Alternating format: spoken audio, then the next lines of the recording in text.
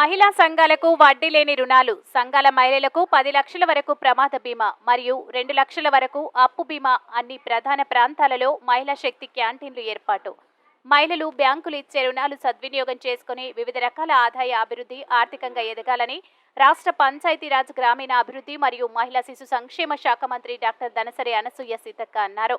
శనివారం నాడు గ్రామీణ పేదరిక నిర్మూలన సంస్థ, గ్రామీణ అభివృద్ధి సంస్థ SHG బ్యాంక్ లింకేజ్ వార్షిక రుణ ప్రణాళిక 2024-25 ఆవిష్కరించడం జరిగింది.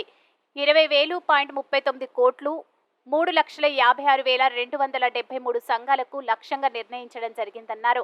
మహిళా సంఘాలకు వడ్డీ లేని రుణాల క్రింద 2,53,864 సంఘాలకు 264.34 కోట్లు డిసెంబర్ 2023 నుండి మార్చి 2024 వరకు అడ్వాన్స్గా నిధులు విడుదల చేయడమే జరిగింది.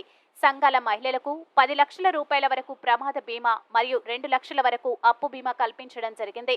రాష్ట్రంలోని అన్ని ప్రభుత్వ పాఠశాలల విద్యార్థుల యొక్క స్కూల్ యూనిఫామ్స్ కుట్టు పని మహిళా సంఘాలకు అప్పగించడం జరిగింది. తద్వారా రాష్ట్రంలోని సంఘాల మహిళలకు 50 కోట్ల రూపాయలు అదనపు ఆదాయం సమకూరుతుంది. మహిళా శక్తి క్యాంటీన్లు ఏర్పాటు చేయాలని నిర్ణయం కూడా తీసుకోవడం జరిగింది. సెక్రటరేట్, కలెక్టర్ కార్యాలయాల్లో, అన్ని ప్రధాన కార్యాలయాల్లో, పర్యాటక ప్రాంతాల్లో, దేవాలయాలు, బస్టాండ్లలో, పారిశ్రామిక ప్రాంతాల్లో మహిళా శక్తి క్యాంటీన్లు ఏర్పాటు చేయాలని, రాబోయే కాలంలో క్యాంటీన్ల ఏర్పాటుకు ప్రణాళికలు తయారు చేయడం జరిగింది. ఈ విధంగా మహిళా సంఘాలలోని మహిళలకు ఆర్థిక అభివృద్ధికి కృషి చేయడం జరుగుతుంది. వారు చేసే ఆదాయ అభివృద్ధి కార్యక్రమాలను అభివృద్ధి చేసుకునేందుకు వ్యక్తిగత రుణాలు బ్యాంకుల ద్వారా ఇప్పించడం జరుగుతుంది. మహిళలను కోటీశ్వరులను చేయాలని సంకల్పంతో మా ప్రభుత్వం ముందుకు పోతుంది. ఆ దిశగా ఆర్థిక సంవత్సరంలో 3,56,273 సంఘాలకు ఇచ్చే 20,000 కోట్లకు అదనంగా 2,25,000 మహిళలకు వివిధ జీవనోపాధి కార్యక్రమాలకు 4,500 కోట్లు బ్యాంకుల నుండి ఆర్థిక సాయం అందించడం జరుగుతుంది. అంతేకాకుండా గ్రామీణ మహిళలకు వ్యవసాయ అనుబంధ పరిశ్రమలైన పాడి పరిశ్రమ, కోళ్ల పరిశ్రమల్లో మరియు ఇతర వృత్తుల్లో తగిన శిక్షణ కల్పించి మెరుగైన జీవనోపాధాలు పొందడానికి బ్యాంకుల ద్వారా ఆర్థిక సాయం అందించడం జరుగుతుంది. మహిళా సంఘాలకు ఏ పూచికత్తు లేకుండా ఇతోధికంగా రుణాలు అందిస్తున్నందుకు మహిళల తరపున, మా ప్రభుత్వం తరపున బ్యాంకు అధికారులకు ధన్యవాదాలు తెలియజేస్తున్నాం. మా ప్రభుత్వం వచ్చిన తర్వాత మహిళలకు ఉచిత బస్సు ప్రయాణం కల్పించడం, ప్రతి కుటుంబానికి 500 రూపాయలకే సిలిండర్ మరియు 200 యూనిట్స్ వరకు ఉచిత విద్యుత్ అందించడం జరుగుతుంది. రాబోయే 5 సంవత్సరాలలో బ్యాంకుల ద్వారా మహిళా శక్తి పథకం కింద 1,00,000 కోట్ల రుణాలు వివిధ ఆర్థిక కార్యక్రమాల కొరకు మహిళా సంఘాలకు అందించాలనే లక్ష్యాన్ని నిర్ధారించుకోవడం జరిగింది. బ్యాంకు వారు ఆర్థిక సంవత్సరం SHG రుణాల మంజూరీలో పెట్టుకున్న లక్ష్యాన్ని గత సంవత్సరం లాగా అధిగమిస్తారని ఆశిస్తున్నాం. ఈ సమావేశంలో గ్రామీణ అభివృద్ధి శాఖ principal secretary Sandeep Kumar Sultania, CGM NABARD Sushila Chintala, CGM SBI, DGM RBI CEO, SERP directors, DRGOs, SERP officers, వివిధ బ్యాంకుల రాష్ట్ర స్థాయి అధికారులు మరియు వివిధ జిల్లాల నుండి సమావేశానికి హాజరైన మహిళా సంఘాల ప్రతినిధులు, సభ్యులు ఇటు సమావేశంలో పాల్గొన్నారు. బ్యాంకు మెట్లు ఎక్కాలంటే చాలా కూడా కష్టమైతుంటది. అప్పుడు ఇప్పటికి కూడా ఇప్పుడు చెప్పిన దాంట్లో ఎక్కువ వెనుకబడి ఉన్నటువంటిది ఎవరు చెప్పారు సార్? బ్యాక్వర్డ్ ఏరియాలలో మనం కాన్సన్ట్రేట్ చేయాలని చెప్పిన దాంట్లో ముఖ్యంగా ట్రైబల్ ఏరియాలో వచ్చినాయి. ములుగు, భద్రాద్రి కొత్తగూడెం, భూపాలపల్లి, ఆసిఫాబాద్, ఆదిలాబాద్. భూపాలపల్లి కూడా గోదావరిని ఆనుకున్నంత ట్రైబల్ ఏరియా, బ్యాక్వర్డ్ ఏరియా. కొంత ముందుకొస్తే బొగ్గు అవన్నీ. మా ఏరియాలలో అన్ని వనరులు ఉన్నాయి, కానీ దాని యొక్క వినియోగం లోకల్ పీపుల్ కు లేక అది పేదరికం అనేది. గోదావరి బెల్ట్ అంటే అవేర్నెస్ తక్కువ ఉంటుంది, ఇన్కమ్ సోర్స్ తక్కువ ఉంటుంది, వనరుల వినియోగం మాకు తక్కువ ఉంటుంది. బయటికి బొగ్గు పోవచ్చు, బయటికి నీళ్లు రావచ్చు, బయటికి ఐరన్ ఓర్ రావచ్చు, బయటికి ఎన్నో వస్తాయి. కానీ దాని మూలంగా లోకల్ పీపుల్ కి ఎంత లాభం అవుతుంది, లోకల్ పర్సన్ ఫ్యామిలీస్ అనేది చూసినప్పుడు చాలా తక్కువ. మీరు ఐడెంటిఫై చేసినా కూడా దాదాపుగా అది ట్రైబల్ ఏరియానే. కాబట్టి ఆదిలాబాద్ జిల్లాకు కూడా యాజ్ ఇన్ఛార్జ్ మినిస్టర్ గా నేనున్నా. తప్పకుండా మీ యొక్క అవసరం మాకు చాలా ఉందని కూడా తెలియజేస్తా ఉన్నాను. అదేవిధంగా అంటే ఇట్లా ఎందుకు అనేది ఒకసారి ఆ కారణాలు కూడా వెతుక్కోవాలి. మీరు ఐడెంటిఫై చేసి దానికి కారణం ఏంటంటే మన వాళ్ళు బయటికి రావడం తక్కువ, వచ్చినా కూడా మిగతా వాళ్ళతో అంటే మహిళలు ఇప్పుడిప్పుడే బయటకు వచ్చారు. దాంట్లో ఇంకా ఫారెస్ట్ ఏరియాలు ఇంకా వెనుకబడి ఉంటుంది. కాబట్టి వాళ్ళ దగ్గరికే మనం వెళ్ళాలి. మన వాళ్ళు చాలా మంది, నా కాన్సెప్ట్ ఎప్పుడు వేరే ఉంటుంది. వాళ్ళు బయటకు రావాలి, వాళ్ళు రావాలంటే ఫస్ట్ మనం వాళ్ళ దగ్గరికి వెళ్ళాలి. వాళ్ళకు అవేర్నెస్ ఇవ్వాలి, వాళ్ళతో క్లోజ్ ఉండాలి.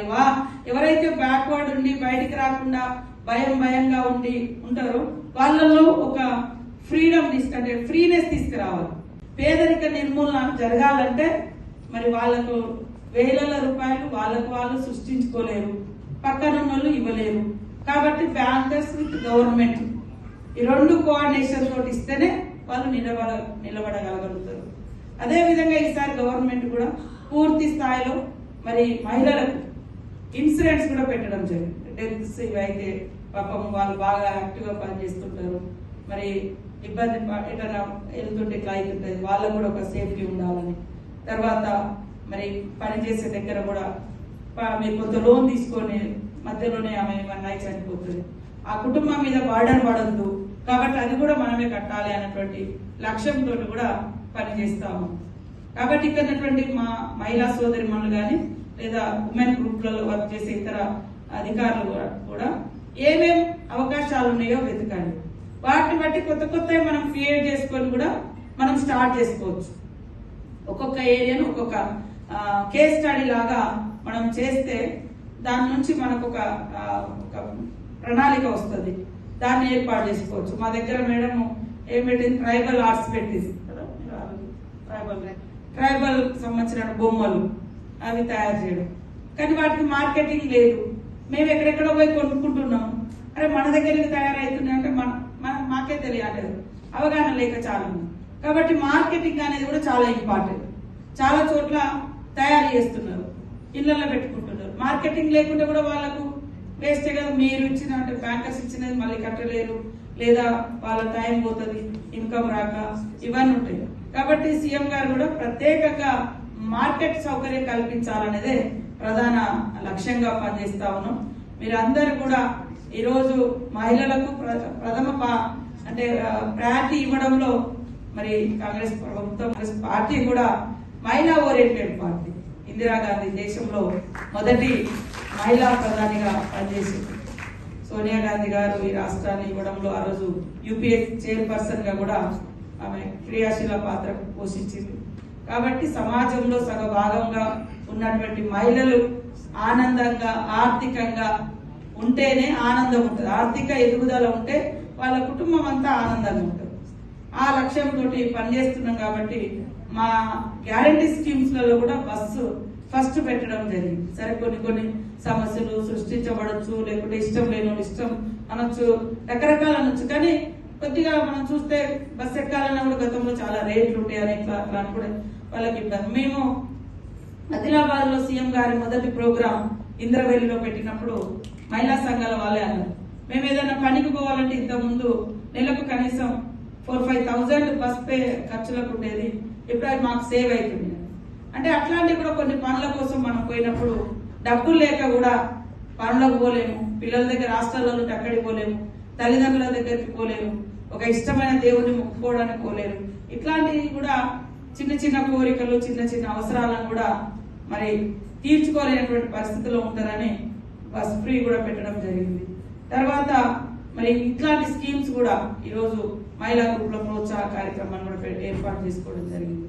మీరందరూ కూడా ఈ యొక్క లక్ష్యాలకు అనుగుణంగా బ్యాంకర్స్, అదేవిధంగా ఇక్కడ మరి కన్వీనర్స్ ఉన్నారు, జిఎంలు ఉన్నారు, అందరూ మీరు హెడ్స్ ఉన్నారు. కాబట్టి ఈ రోజు ఇంత పాజిటివ్ థింక్ తో ఇక్కడికి వచ్చినందుకు మీ యొక్క మరి మనస్ఫూర్తిగా మిమ్మల్ని అందరిని మేము స్వాగతిస్తా ఉన్నాం, అభినందిస్తా ఉన్నాం. బ్యాంకర్స్ బ్యాంక్ హెడ్స్ అందరూ అదేవిధంగా మేము ఎప్పుడు కూడా సులభతరంగా మీ అందరికీ అందుబాటులో ఉండి మీ ఆలోచనలు తీసుకొని మా మహిళలను